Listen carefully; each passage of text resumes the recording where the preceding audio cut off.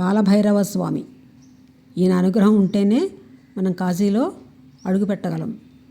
కాలభైరవ నమోస్తుతే, కాశీ విశ్వేశ్వర నమోస్తుతే. ఈ కాలభైరవ స్వామి పుట్టుకకు సంబంధించిన ఆసక్తికరమైన కథ శివపురాణం నుంచి తెలుస్తోంది మనకి. కాలభైరవ స్వామి ఆవిర్భావం. ఒకసారి శివుడు బ్రహ్మలు మాట్లాడుకుంటున్నారు. ఆ మాటలు కాస్త వాదోపవాదాలుగా మారాయి. బ్రహ్మదేవుడు, నేను సృష్టికర్తను, పరబ్రహ్మ స్వరూపుడను, నేను చెప్పినట్లుగానే మీరంతా నడుచుకోవాలి అన్నాడు. దానికి శివుడు సమ్మతించలేదు. దాంతో వారి మధ్య వాదం పెరిగింది. బ్రహ్మదేవుడు శివుని తోలనాడడం ప్రారంభించాడు. శివుడు కోపం పట్టలేక హూంకరించాడు. ఆ హూంకారం నుంచి ఒక భయంకర రూపం ఆవిర్భవించింది.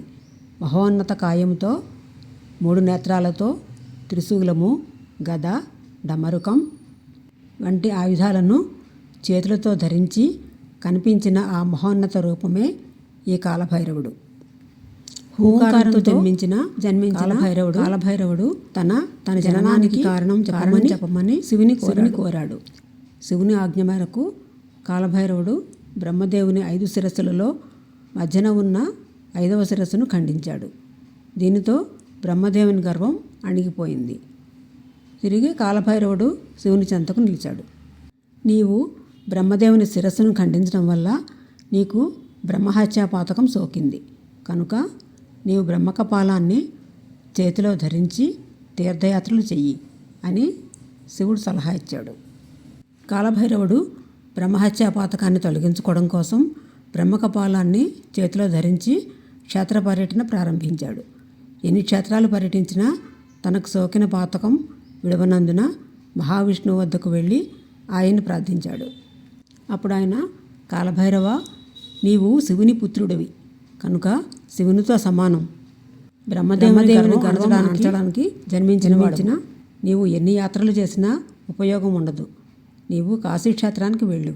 కాశీక్షేత్రంలో అడుగుపెట్టినంతనే నీ బ్రహ్మహత్యా పాతకం భస్మం అయిపోతుంది అని శ్రీ మహావిష్ణువు సలహా ఇచ్చాడు.